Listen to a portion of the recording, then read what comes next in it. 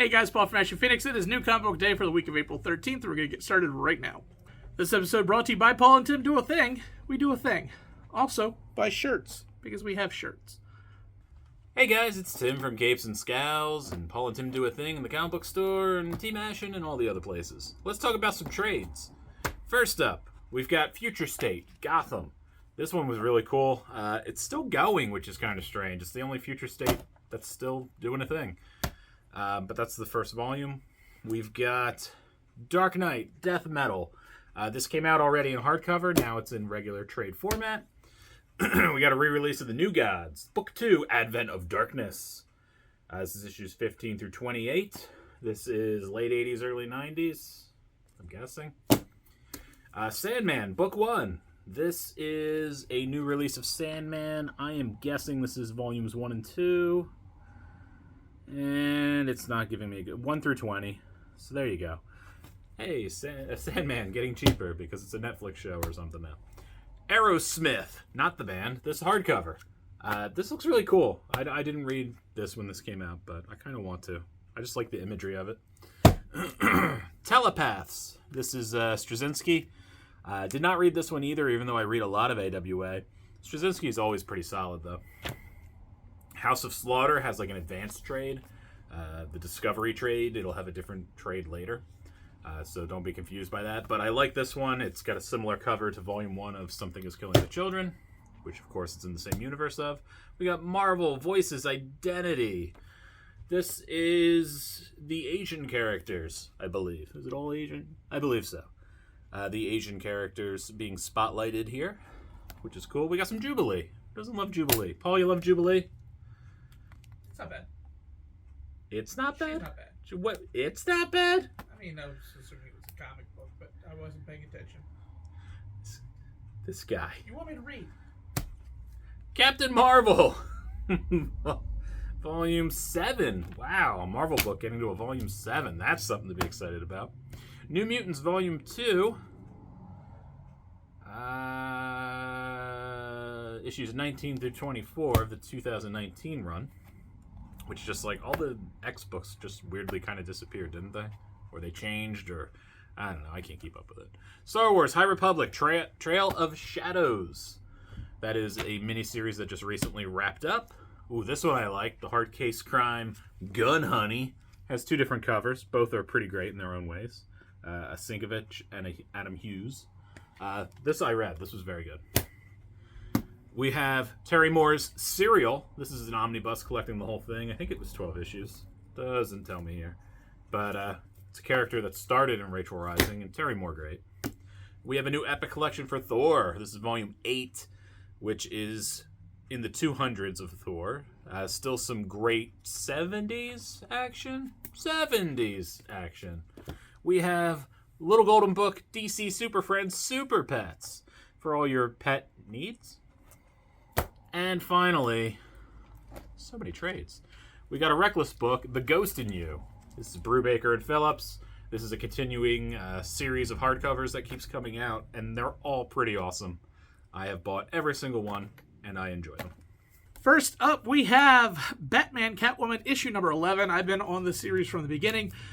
We have 1 issue left, and this issue takes a turn. Like, there's a lot to wrap up in 1 issue, so I don't know how they're going to do it.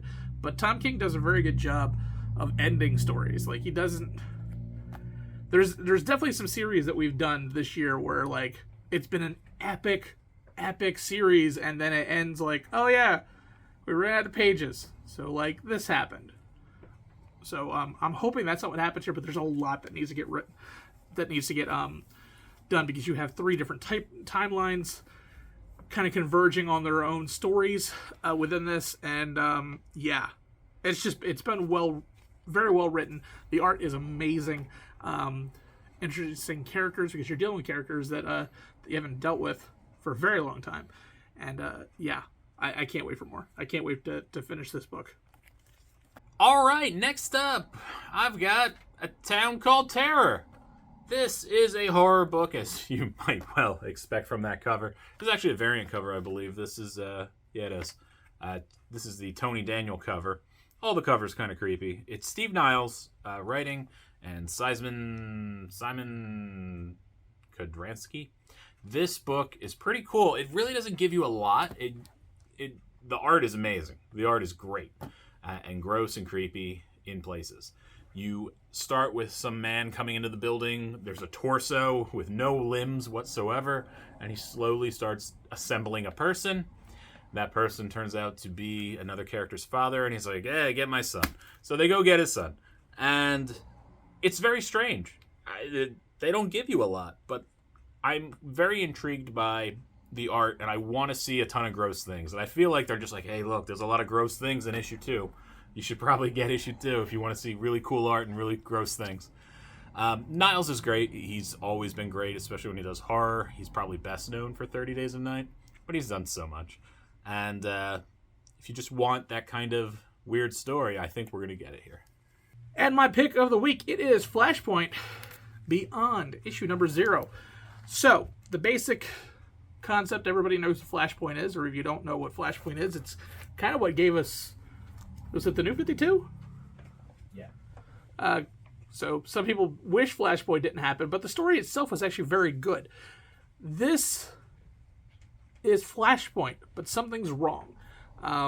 Thomas Wayne is Batman, but he knows about Flashpoint.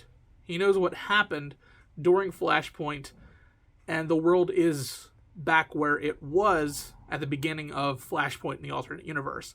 But things go horribly wrong, and they need to get fixed on that end. But they also need to get fixed on this end, because someone is going down a road where it's basically creating another Flashpoint. So you have someone trying to fix the original Flashpoint debacle, and someone trying to create a new Flashpoint. And that is where this book is going to be going on. And it's an interesting read. It's fun. The art is very interesting. I'm curious where this is going to go, because it could go all over the place. But yeah, things definitely don't go the way they're supposed to go. So yeah, definitely grab this. All right, time for my pick of the week. Paul, do you know what my pick of the week is? I don't know. You I have don't? an idea. Do you? What do you think my pick Actually, is? no, I don't have an idea. Wait, no, I do have an idea. Okay. Could it be Sandman? Oh, no, it is not. I was wrong. Yeah, you wrong. It is Midnight Rose. Okay, yeah, I didn't guess that. Yes. You thought I was going to avoid it because it's a thicken. But I didn't. I was brave. Midnight Rose from Aftershock. It's a one-shot. It's a one and done. And what really drew me to it is it's Jim Starlin. Jim Starlin is one of the greatest writers, period. You know, he did like the Infinity Gauntlet and those kind of things. The Death of Captain Marvel. The guy did a lot of great, iconic things. This is not sci-fi. This is horror. And it follows this woman, Rose. And I think her name's Rose. I don't even know if they said her name now that I think about it. But she essentially is Poison Ivy. She has a connection with flowers. And basically, it's not so much that she's psychotic. It's that she's just dealt a crap hand. And she just keeps doing awful things. She's trying to find true love. She seems like she's with it because she's a lot of the inner monologue throughout the story. And just all these awful things keep happening. And she has to keep, unfortunately, murdering people. It's a strange story, but it is self-contained. It is from the beginning of her life to her death when she's old and gray. So you get her whole life in this book. It's pretty cool. It's a weird story, though. It's kind of like, what if Poison Ivy was just, like, mean as opposed to psychotic? It's a weird one. It definitely is. But I think it's worth checking out. If you want something different from that kind of a story, it's got some crazy kills in it from the horror perspective. And it's just a weird one. So if you're into weird and you're feeling weird, this one. All right, everybody. Thank you for checking us out. We're still plowing through all these books, right, Paul? Yep. All the books. And Just a short week. short week. It's not a lot going on. It's fine. But we're here, and we will be here again next week. Thank you for checking it out. Leave a comment below if you read any of these books and you enjoy them, or if you don't. You know, I would like to know that you hate a thing I like. That'd be fine. And especially if you hate what Paul likes, because Paul. And then, always. And make sure you check out Paul and Tim Do a Thing. And I also have my podcast, Capes and Scowls. Paul's on Twitch doing the Team Ashen thing. You know all our stuff, but, just in case you didn't. And bye.